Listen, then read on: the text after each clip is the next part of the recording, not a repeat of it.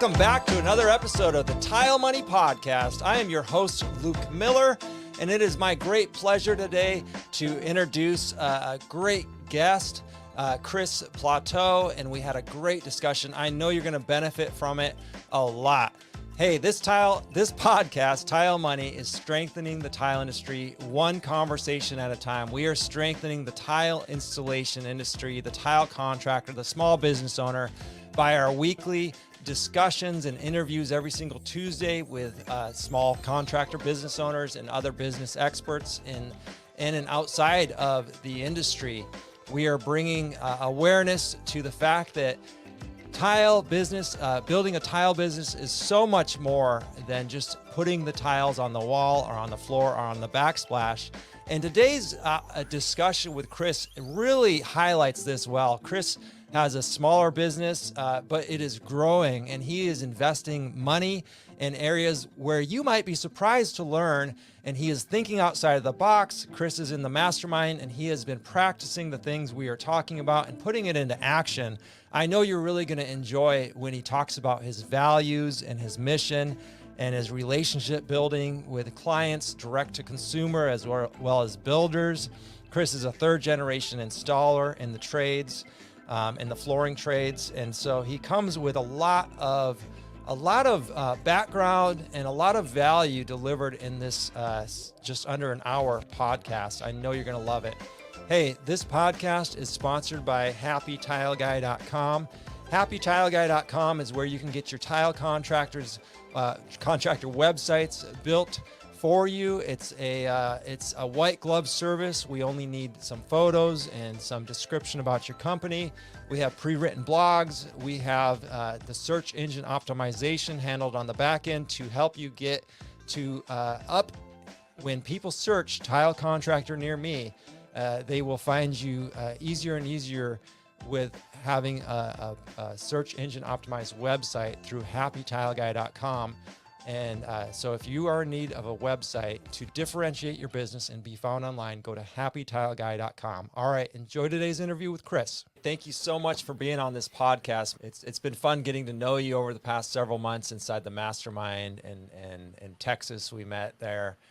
Thank you again for coming on the podcast. Can you introduce yourself, where you're at, and what your company looks like today? Yeah, my name is Chris Platow. I'm in greater Houston area, north of Houston. And right now my company is just me and two other people. I've got a administrative assistant and a lead installer, and then we've got a helper who's just kind of subbing out for us right now, who will probably eventually be an employee as well. Okay, nice. So a small growing company. Sounds like you've done something. You know, one of the most exciting things I think about that last sentence, those couple sentences, was, you know, you hired an administrative assistant instead of, you know, doubling down on an installer or a helper apprentice. Can you tell me, I'd love to get into that a little bit, on, you know, kind of why you hired this assistant and what they do for you and kind of what their day-to-day looks like and how that's helping you grow your business. Yeah, absolutely. It's definitely kind of counterintuitive and not the norm with tile companies. But I've just been thinking about how useful that would be to have someone take care of, you know, all the kind of back end stuff. I feel like I have such a terrible memory, but I'm pretty sure it's just I'm doing too many things at once. I heard that you can only remember like 4 to 5 things at a time, which makes sense. But I've been overloaded for so long, and I just thought, you know, having a personal assistant or administrative assistant or, you know, just somebody who can do the office work would help a lot. And actually, one of my best friends' wives has been doing it for a plumbing and HVAC company for 7 years, and her relationship with the owner was kind of a little rocky, and sounds like he was kind of starting to have some issues running the business, and she was considering leaving. So I told my buddy, and I was like, man, you know, I wish I was a little further along because I'd love to hire her and have her be, you know, the assistant for me, for my company. And I just kept talking about it to my fiance and, my friends and my mom and him. And then me and her discussed it.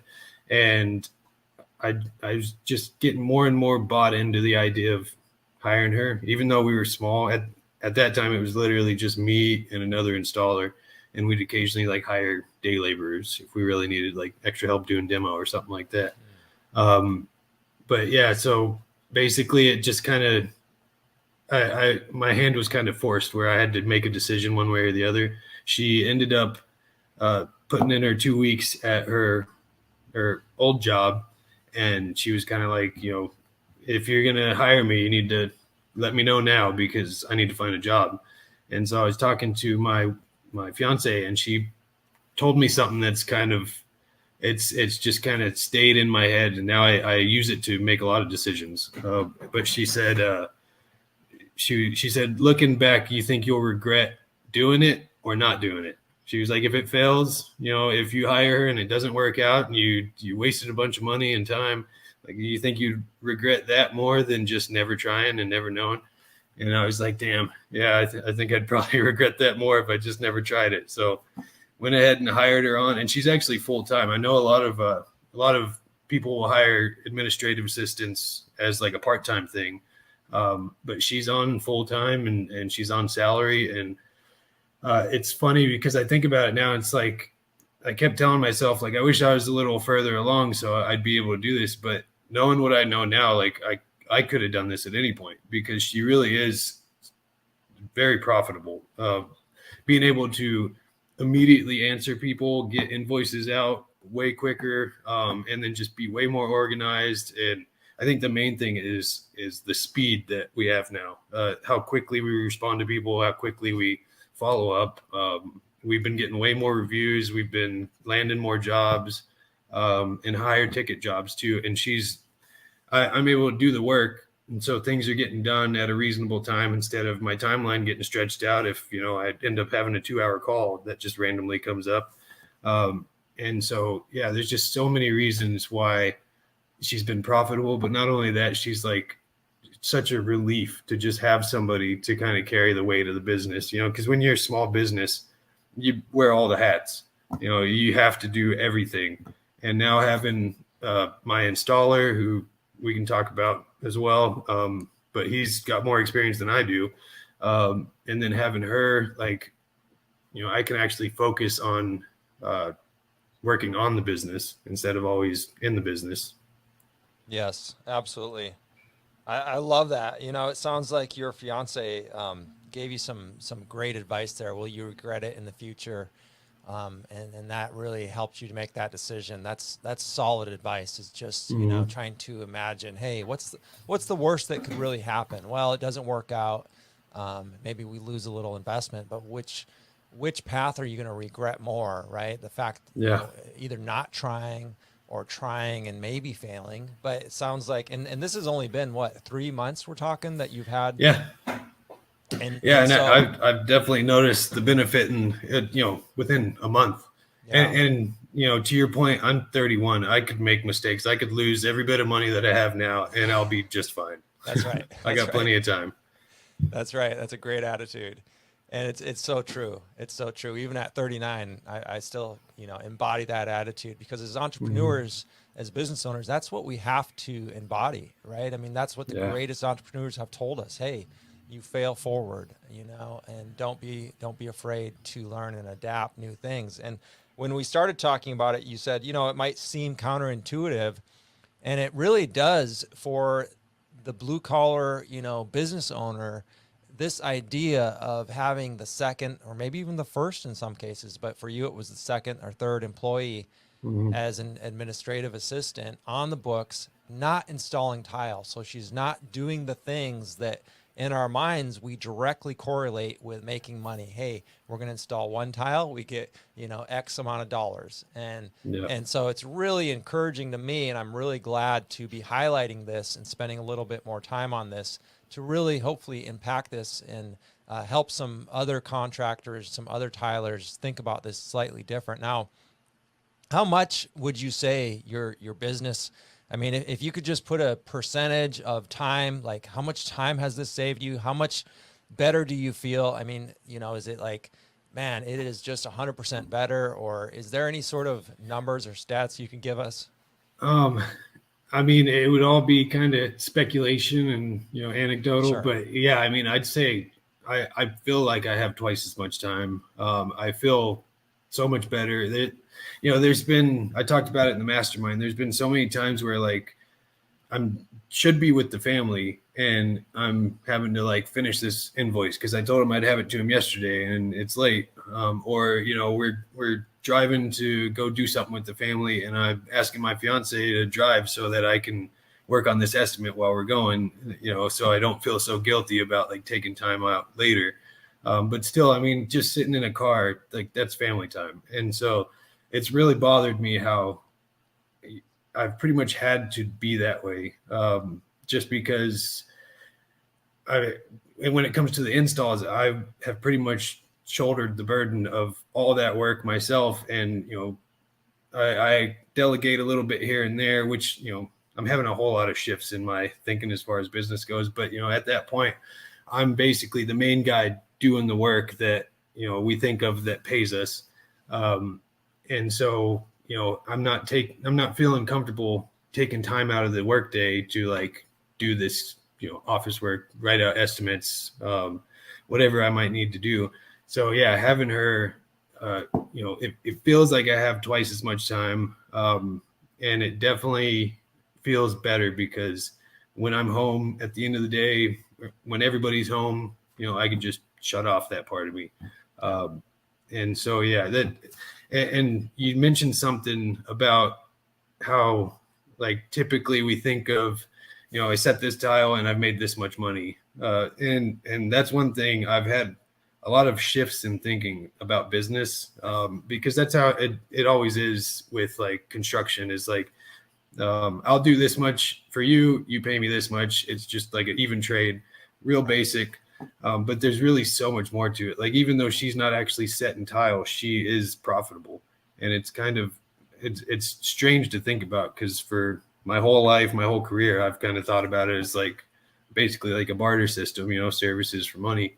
But it really is like, it's a little more complex than that, I feel like. And I'm still trying to wrap my brain around it, but taking this leap and doing this that just felt uncomfortable to begin with has definitely taught me a ton of just kind of intangible stuff. Like the way I feel and think about business is definitely shifting, and I can sense that.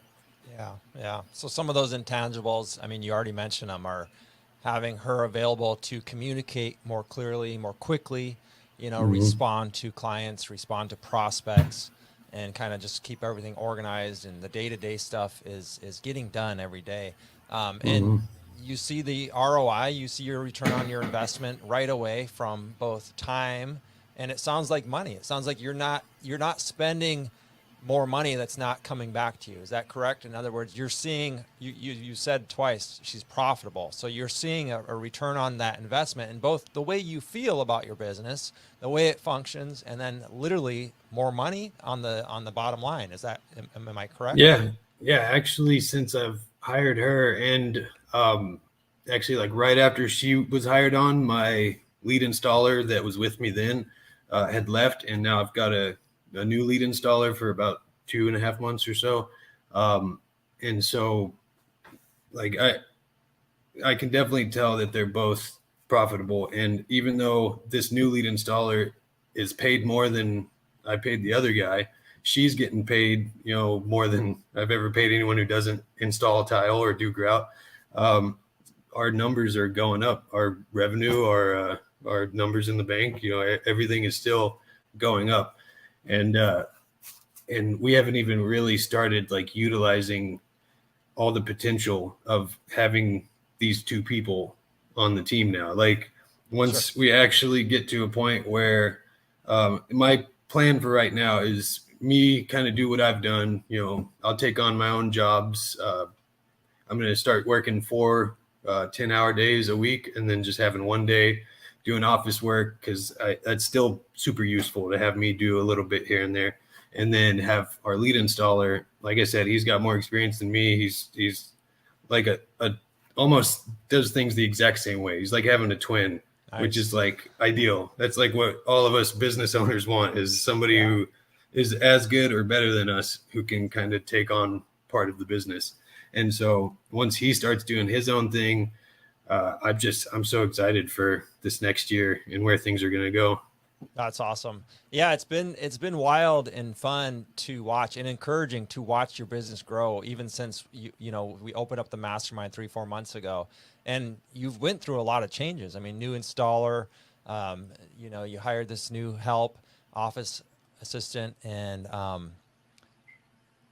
tell us how you found this unicorn. I mean, somebody, and what kind of mindset did you go into it? Because it's funny, Chris, because I had the same mindset when I hired my first employee, and I went through several within, you know, 6 months.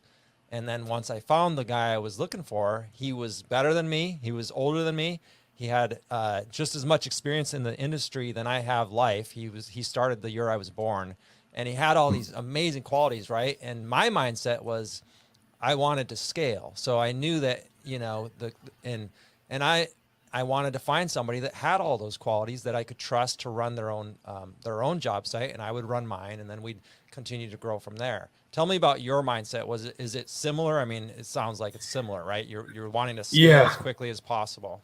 Yeah, and it's funny because I do compare my kind of understanding of what your business was to my business a lot, because the guy is about 10 years older than me. He's got more years in the trade than I do, and yeah, I'm just trying to scale. It's kind of a conundrum trying to scale a tile installation business while maintaining the quality. Like it's simple enough to scale any business, but you know, and I could have scaled this tile business a long time ago and just had, you know, subpar installers doing multiple jobs and just focus on getting as many jobs as possible, and, you know, underbidding competition. Like that's one way to do it, but that's not the way I want to do it. And so, yeah, it's tricky to kind of figure out how to scale a tile business. I've been trying to compare it to like a cabinet business, because they're kind of similar in that like form and function are just as important as each other. And that's something I've just started thinking of in the last week or so, that I'm trying to kind of wrap my brain around and use as a comparison to a tile business. And I think I'm going to probably figure out some interesting points with that thinking. But one of the big things, as far as my mindset goes, is I've had to really learn to just let go of the wheel. And I could tell that with this installer, you know, he knows he's capable. He knows that I trust him, but it's just like old habits are hard to break, and like trying to, like, you know, micromanage everything and then kind of help halfway, but also like not. So there's been a couple jobs when he first started where I'm trying to let him kind of take the reins, but then I'll still come in when, like, I go drop off some tile, and then I come in and I probably just like a tornado for 30 minutes and, you know, messing up everything that he's got planned. And I've kind of had to step back and be like, okay, he can do this. You know, I'm just wasting my own time, spinning my own wheels, and just, you know, confusing the whole process by kind of halfway in and halfway out. So that's a big mindset shift that I've had to take on, is like, just let him do his thing. He knows how to deal with the customers. He knows how to communicate well. If there's any issues, he'll let me know, but if not, he'll do the work the way it's supposed to be done. Yeah, absolutely. And a word of caution for the audience too. What can help the process is, you know, clear communication, written, and when appropriate and whenever possible, drawings of any sort of unique layouts or, you know, anything like that, especially the more high end, the more designers, you know, that you have involved and things like that, you know, because what I found was, it's funny because I experienced similar things, right? It dawned on me early on that me being on the job site every day was a waste of my time and the installer's time. And what the preference would be just laying him out with clear direction and then, maybe checking on it. At some point you get comfortable checking on it once a week, or less, it just depends on the project and the situation. But it's a good point there to, kind of to hire well. And I want to talk about how you hired well, how you attracted him, to hire well, and then let your people, once you trust them, let them do their job, and that's what you're doing with all your employees, I imagine. And then, of course, the other way to scale would be to, hire apprentices and teach them your way. And then hopefully in 5 years, they're an installer, and, starting to really earn you, money on the return on your investment for teaching them this apprenticeship. But so tell me what your plan was to attract him, and then how you're going to keep somebody like this on the team. Sure. So there's actually a few things you said there that I'd like to maybe get to, but one was kind of giving him clarity. That's actually kind of our priority right now, is coming up with like a spreadsheet that I'll fill out after I do the estimate. And then I'm also doing SketchUp drawings, and then also taking pictures and putting notes in our software and everything. And so that's been a huge thing. And then also one of his goals is to, and this kind of to your point about how will I keep him on? I think giving him appreciation and giving him goals and kind of giving him his own wing, just, eventually you just run operations. I think that will make him feel empowered in a sense of not only purpose, but like ownership, Yeah. So that's kind of my plan, but his goal right now is to just work up a training system, and we're utilizing the NTCA's, educational section of their website, and then also just, kind of coming up with processes and like training manual, I guess you could say, for him. And we're going to basically just try to get him to hire an apprentice, or hire an apprentice for him, and then get him to use his training system and kind of work it as he trains this person. And then eventually, if he can just run operations, do the estimates, check on the jobs, give the installers clarity, do training, stuff like that, then that would be ideal. But the way we attracted him, really, we just put out a Indeed posting. He just moved to Texas, and he had a business for a couple years. I don't know if he had a business longer than that, but I know for like the last 2 or 3 years, he's had his own business. And I know that he's worked quite a few years for somebody else, and just kind of was their apprentice, and then got trained up, and then was eventually doing his own jobs. Yeah, he just moved to Texas. He, obviously doesn't know anybody here. I think he doesn't want to deal with the kind of startup pains of starting his own business again. And he just kind of wants the comfort of just doing the work. He likes doing the work, I think, a lot more than he likes, running a business. But he answered our posting on Indeed, and then I just talked to him for about 30 minutes. And I think we both kind of felt like we're kind of the same type of installer. We like to do things by the book. We like to build relationships with our customers. We like to be considerate, and like,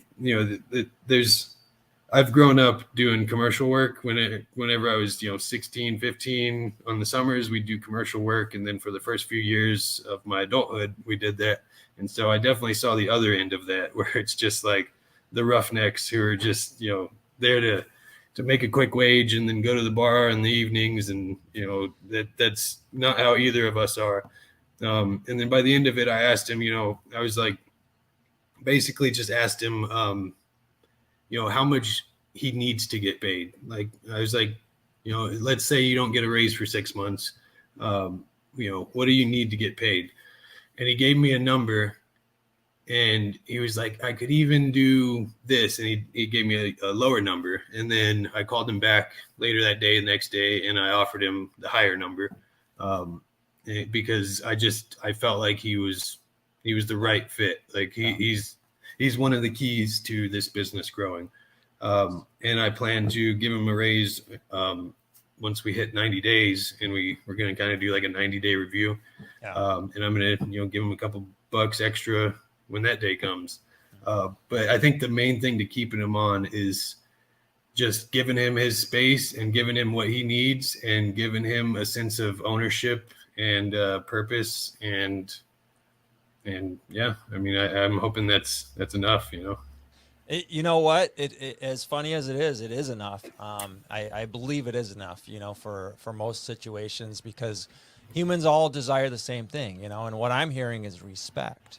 I'm hearing that you respect this man and the talents that he's bringing to your company. And I think that's evident by the fact that, he gave you an out. He gave you a way to make more money off of him. And you said, you know what, we're there as long as you hold up your end, I'll pay you what you need, because the last thing you want to do is hire somebody and have them a little bit uncomfortable, have them a little bit, man, I wish I would have gotten what I wanted. They're always going to be looking for that next job, that next opportunity. So if you come out of the gate and are like, here's what we're going to do, I think, and there's always a potential that, he moves on or something. But I think the potential is much greater for this man who's older than you. He has experience. He's kind of gotten to a point, and this is the funny thing about the trades in tile that I've noticed. And it was the same with the man I hired. He was a licensed contractor in California for, I think, 20 years, but he got to the point in his career where he decided he didn't want to own a business. He just wanted to show up and put in his 40 and go home and enjoy his life, and that's the way a lot of people will get after a point, and so if you can give them the respect they need and deserve, the respect they deserve, I think that's great. And I love your plan for working with him to implement this apprenticeship program. And I love the fact that he's excited about this and he's on board and he's helping you build this apprenticeship program. And you're utilizing the NTCA apprenticeship program. Tell me a little bit about that, and then a little bit about anything else you're doing to develop apprentices.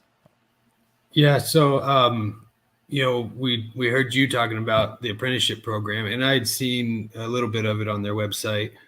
So we started looking into it.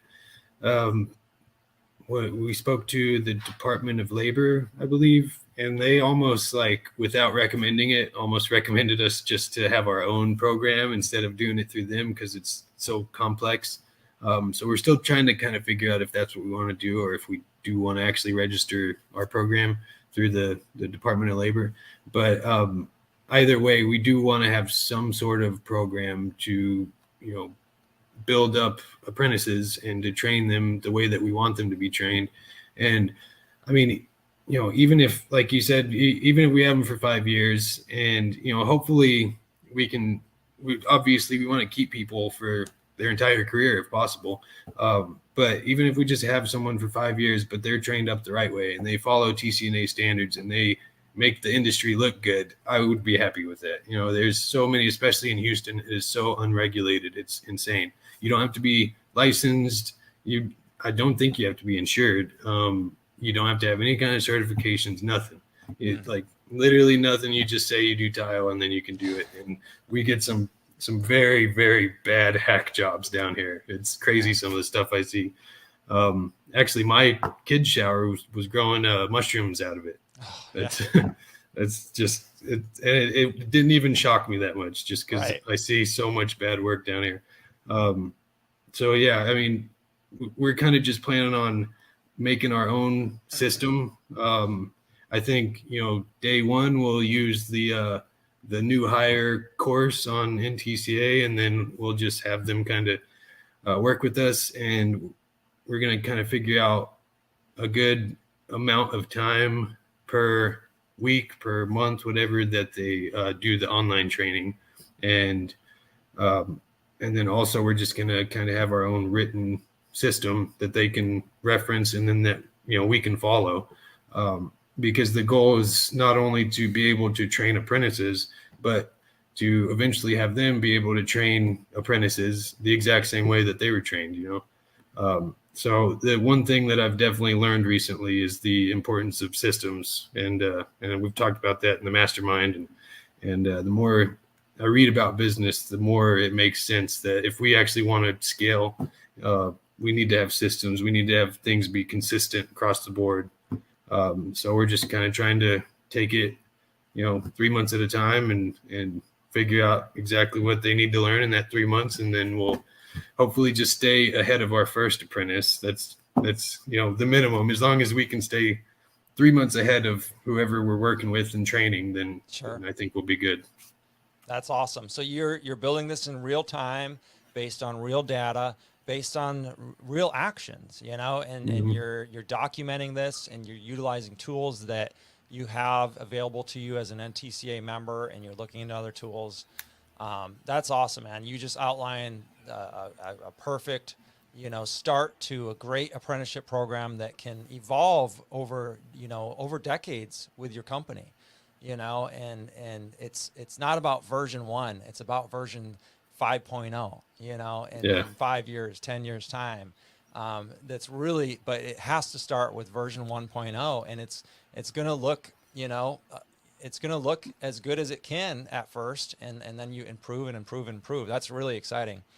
I wanted to talk to you. You mentioned you're multi-generation, third generation installer. Can you tell us some stories about growing up in an installer family and what that was like and how that kind of shaped? And at what point did you know that this was what you wanted to do? Yeah. My dad, he's done tile his whole life. He's like the tile guy amongst everyone we know. And then my uncles, it's all my dad's side of the family. My uncles, he has 2 brothers. One of them did mainly carpet. One of them did mainly wood and wood byproducts like laminate. And then my grandpa, I think he's done a little of everything, but he pretty much just does carpet at this point. Growing up in the industry pretty much, when I was 7 years old, I was on my first job and carrying buckets and just sore as could be the next day. Summer jobs, I'd go work with my dad. And I think I mentioned, when I was like 15, 16, I was doing commercial work in the summers I don't know, learned a work ethic early on.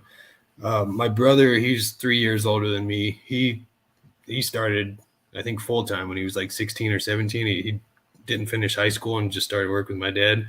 And so I would see him, he was working as hard as a human could just to impress my dad. And then I was seeing him like that. So I'd work as hard as I could to impress him. Yeah. And we just kind of naturally learned that. Plus the fact that we were doing hotels, doing commercial work, and like you could see those sheetrockers coming up behind you, like you had to work quick and hard. I kind of learned a good work ethic. My dad was always all about doing things the right way. There's one time we had to tear out an entire shower at the end of the day while the mud was still wet because I don't even remember. It was something small, but I would have done the same thing at this point, maybe, or something. Yeah. And so, not only did I learn work ethic, but I learned, do things the right way and build things to last. Nice. I like that a lot. Thank you for sharing some of your stories there. So now you're not really, what do you specialize in? Commercial or mainly residential? What direction are you taking your company?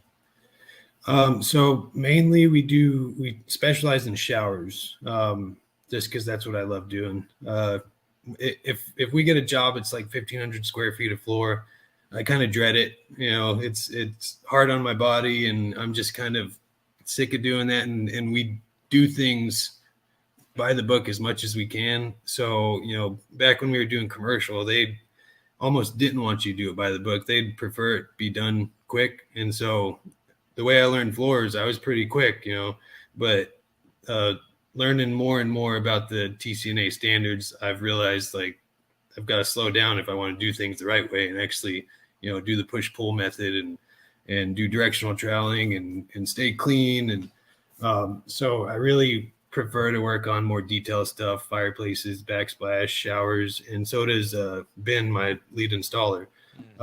So that's kind of what we're focused on. I am considering maybe dipping my toes in a little bit of commercial work now that I have been, to kind of keep the business going, at the home front doing the custom work.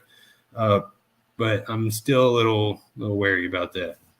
So you're more in on residential high end. Yeah. materials. Mostly direct to homeowner. We do have a couple builders that we work with. One of them really appreciates us, even though we're more expensive than what a normal builder would pay.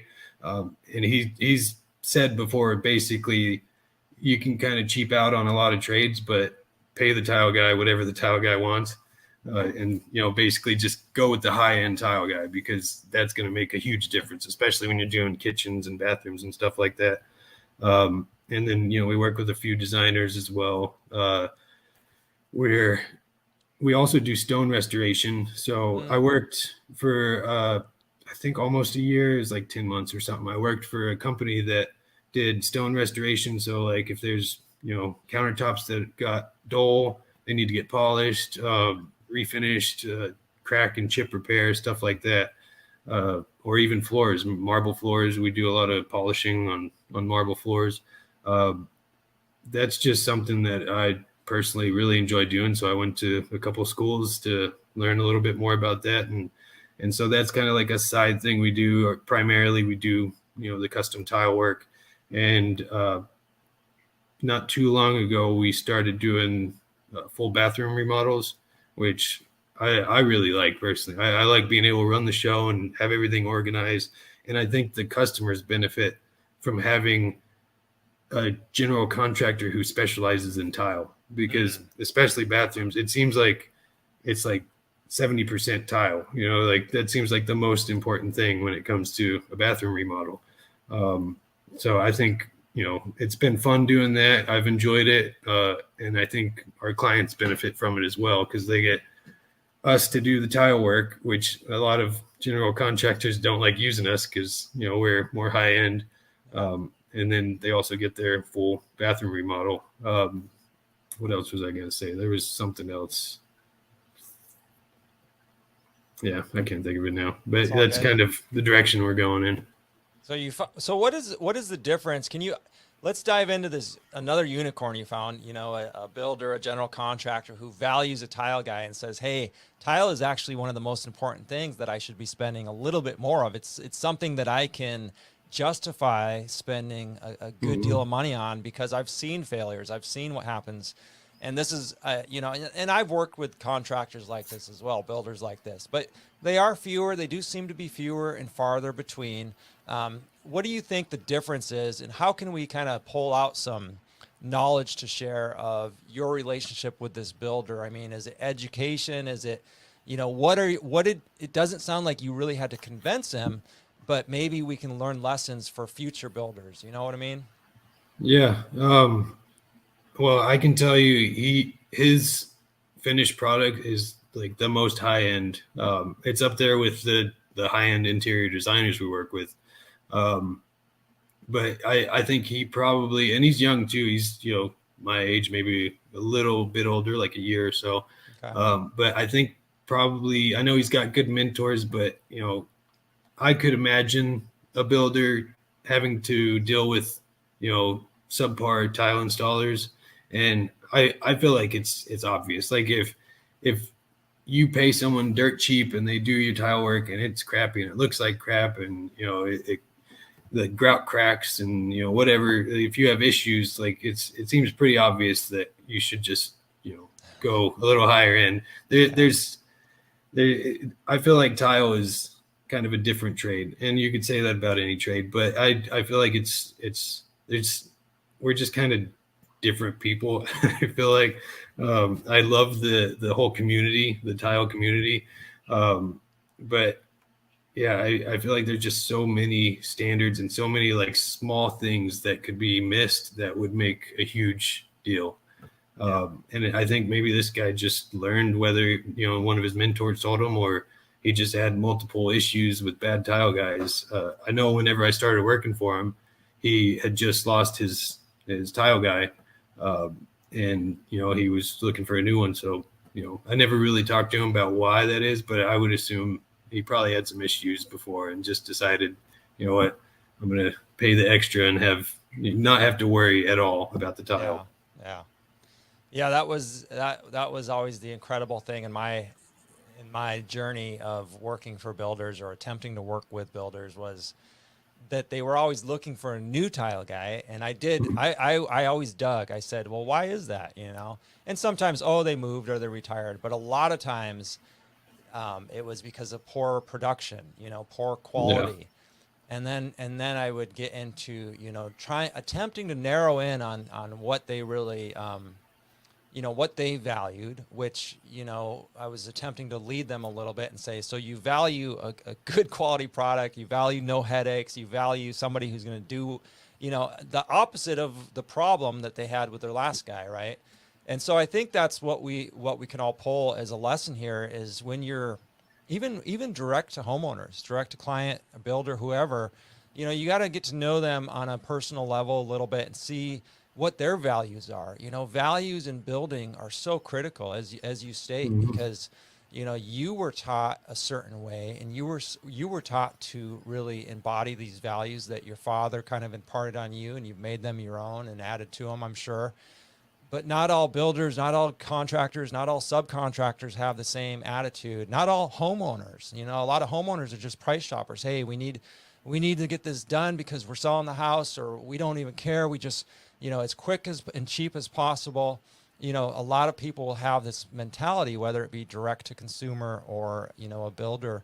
And so I think what I'm hearing is, learning to weed those people out, just like we would a prospect on the phone and a couple meetings in person, however long that takes, to really identify the builders and the clients that are going to work best with our values. Speaking of values, you mentioned earlier about your father and how, he really valued the skill. And I'm looking at your website, and you've got four values that you've outlined. Tell me about these values and why you've outlined them, and how it helps you connect, and find clients that really embody these same values. Yeah. And that's absolutely true. Finding the clients who are kind of similar minded is huge.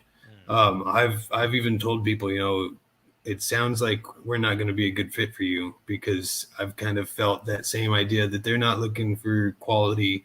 They don't care if it's going to last. They just want it done quick, and they want it done cheap. So, I don't mind turning down a customer at all. But, one of the huge things is integrity, which, I like to consider myself a genuine, honest, good person. And there's just so many times that, like, I've seen or heard of people who just got, raked through the coals and screwed over by their contractor, and working early on in my career, I saw a lot of people cut corners, and I'm sure that those became big issues in the future. And I just think about, like, how a homeowner would feel. I've seen so many bad showers, and they pay 10, 12 grand, who knows how much they pay. And then they've got to pay even more to, one, get someone who's more qualified to do it, who charges more, and it's got to get torn out, and they got to pay for all of them too. And I genuinely feel bad for these people. And I think, even if you just want to be cold and, heartless about it, like, it's good business. Like, being a good person, being good to others is good business. A lot of times people will ask me to seal their tile, and I know a lot of tile guys who are like, that's a home run job. And I'll tell them, it's the easiest thing to do. I even made like a care guide that just covers how to do it, what product to get and where you can get it. And it's just a step-by-step. And I let them know, like, I can send you this care guide, and I mean, it's pretty much just like spray it, let it sit, wipe it off. You could do it Right. yourself. Sure. But I'll let them know, if you want us to do it, we can do it. You can pay for us to do it, but it's very easy. So if you want to do it yourself, you can. There's another time that I did a small floor, it was little, maybe 100 square feet.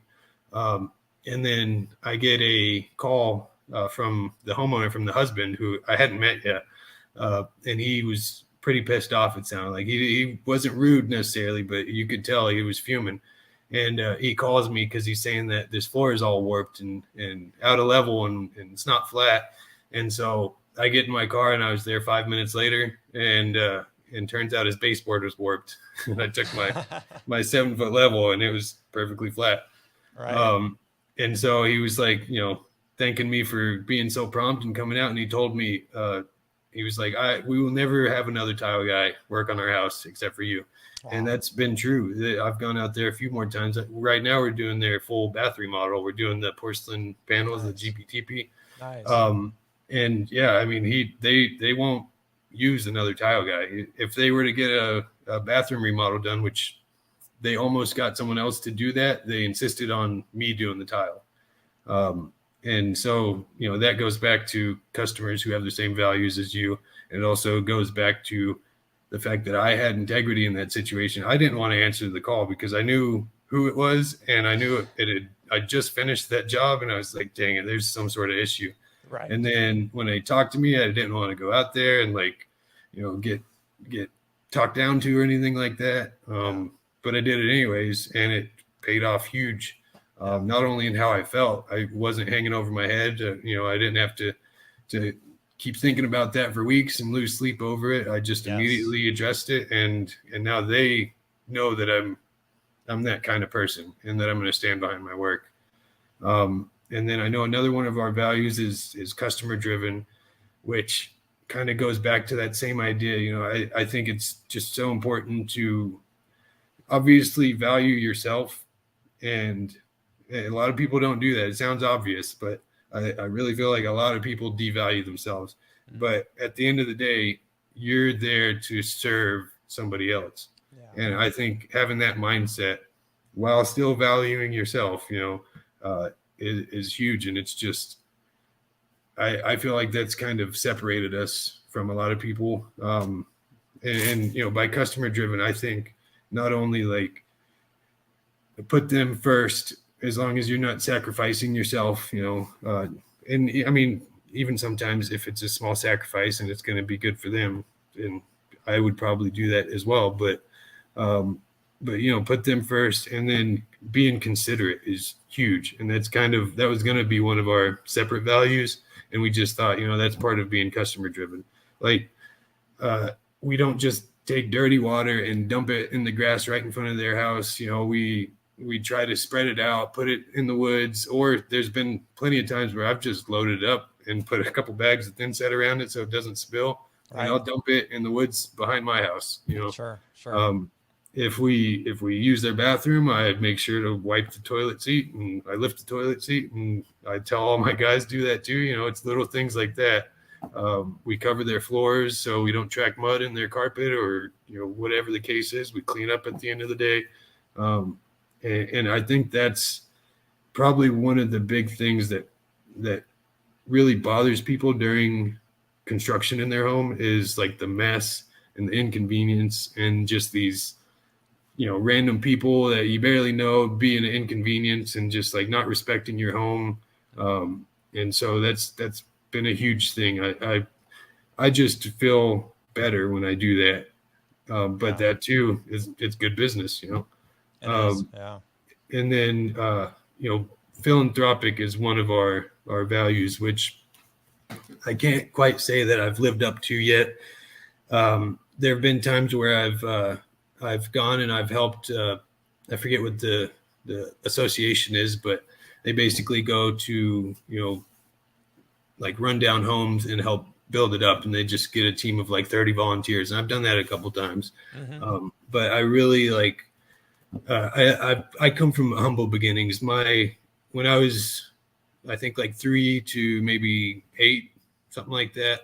I lived with my mom and my grandma. My mom had divorced my dad, and for the first couple of years, I think my mom said she made $6,000 the first year. My grandma was on, Social Security or something, and then the next year she made like $10,000. And literally, there were years where we slept, me, my brother, my mom slept on a couch, a 2-cushion couch, all 3 of us. Wow. There was some nights where we literally, between all 4 of us, would share a can of green beans for dinner, and then my lead installer, hopefully he doesn't mind me saying this, but his son has Down syndrome. And so, and then I also have, I guess maybe being in a construction family, I've got some, addiction in my family. So like, there's plenty of things there that we can connect with and, help others, whether it's, addiction, poverty, Down syndrome. And so that's something that we're kind of actively trying to figure out, how we can make an impact.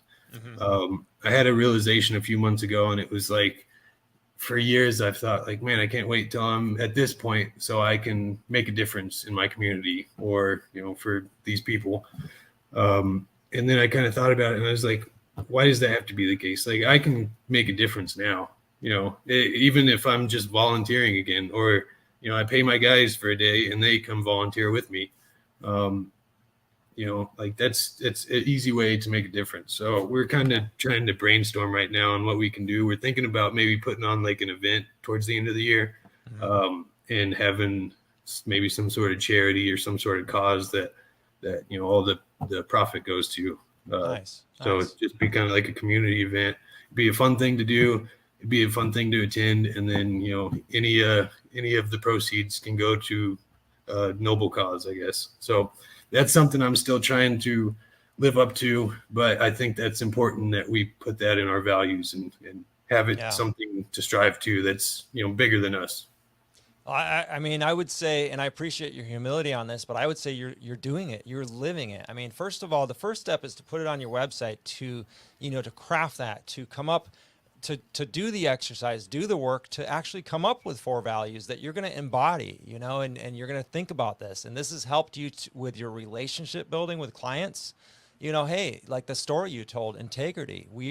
I showed up as soon as I could. When you said 5-10 minutes, whatever it was, you showed up to that man's house and you looked at the situation and you were ready to repair it or to do whatever you had to do to make it right, no matter how bad it maybe was going to hurt. And I know the feeling, right? In that pit of your stomach, somebody calls you as soon as you get a job and you're like, man, what? And you're racking your brain trying to figure out what it was, but all you know is you got to go over there and figure it out and walk them through it. And giving back, I think you're spot on. What can I do today? And so many times and I do the same thing, is build up this thing. We want to do X, whatever X is. We want to give back to a charity. Well, I can't do that until I'm a million, and I have $1 million in the bank and I can donate 100 grand or something like that. It's too big. It's not, we have to live it every single day. And if that is, hey, I donate, like you said, I donate 3 days a year, 5 days a year, whatever it is, to this charity, and I go donate my labor. I mean, that's the beginning, right? And that gets the stuff, that gets it going. It's just the action of doing something. It doesn't matter how small or large. I mean, even if it's just 1 day a year, hey, who of us can't afford to go labor 1 day a year for a charity, whether that be feeding the homeless or, getting involved with kids, like you said, Down syndrome, maybe different ailments, or literally giving our time, our skill as tile installers to, some sort of a home rebuilding or community, effort to help people out. We've seen it in the tile groups. A lot of people will, donate wheelchair accessible showers to older folks or people who have maybe veterans, who come back without legs or something of this nature. And we've seen it time and time again. And I thank you for highlighting this. And I thank you for being like this, Chris, and sharing your story and getting a little bit vulnerable here and really sharing some of the things that you really hold dear to you. And it goes a long ways to the development of a sustainable business that's actively involved in growing and connecting with the community. So I really know a lot of people are going to take this, and you planted some seeds and some heads here today with this information, man. And congratulations, you're building a great business. What is your vision for, I want to say like 10 years down the road? Have you thought about the size of your business, kind of what it will look and feel like at all? Sort of, but not really. That's actually, we've kind of made that the goal of like the next team meeting, because we do team meetings now every Monday, which I recommend. 15 minutes is well worth it. Everyone's on the same path, and any issues get brought up right away, any things that we can improve on. But that's actually the next goal. I told my installer and my administrative assistant, I told them, we need to figure out a 10-year vision, and let's just make it ridiculous, right? Like 10 years from now, let's make it seem like something that feels unattainable. We have our shorter term goals that are definitely attainable. Although, we try to make it to where we got to reach a little bit to get to it. Sure. But I think for a 10-year goal, I haven't quite formulated a vision, but I think it's going to be pretty interesting to see what we come up with. I like it. I love that you're getting the team involved. I noticed, so the first time I did a team breakfast, and I had hired a kind of like you. I had hired someone to run not so much the office, but he was going to be kind of the front of the business, the salesman, the foreman, the job site foreman, making sure materials were on jobs and everything. And I was in the back. I was more in the office, but I had hired this, I had assembled this team of a couple apprentices and a couple installers, and then this other gentleman who was a little bit older, a little bit, almost at retirement age, where he was really wanting to work part-time, and he was going to run the field basically. And the first time I took everybody out to a breakfast and kind of started to talk about some of our larger goals, it was like night and day. I mean, everybody's eyes lit up, and they just really appreciated the breakfast and the fact that they were part of the team. And I bet you're experiencing that as well, aren't you? Yeah, they definitely seem to get more excited about where we're going than anyone who's ever worked for me in the past, and they're coming up with ideas on how the business can be more profitable. So I feel like a lot of people who've worked with me in the past see the profit as going in my back pocket, which is not the case. I really want to grow a business, and squeezing every dime out of it is not the way to do that.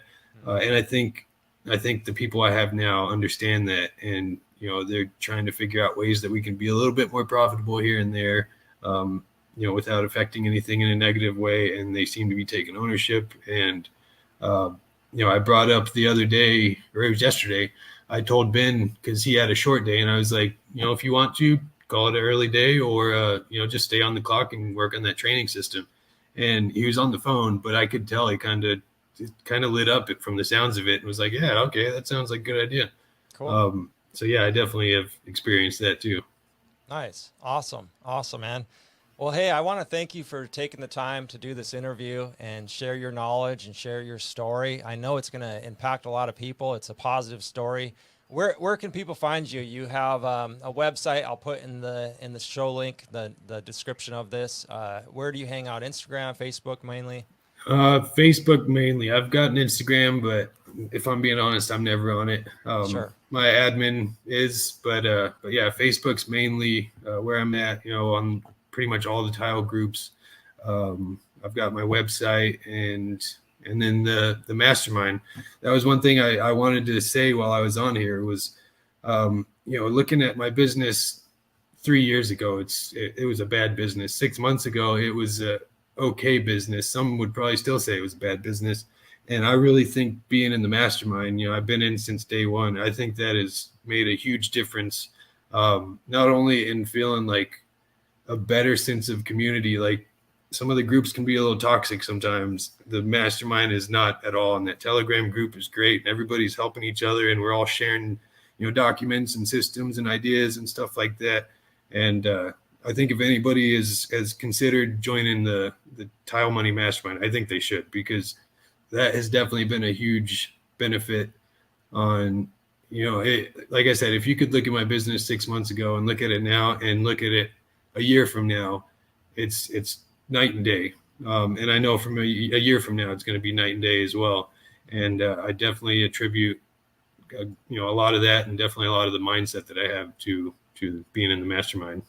Awesome. Well, I appreciate having you in the mastermind. I appreciate that testimonial. And, you encourage me seeing you apply this stuff right away. And a lot of the members are doing the same thing, seeing you guys apply this and run with it and come up with better ideas and bounce things off of each other. It's very exciting. And you're somebody who really, I mean, you're investing in the mastermind.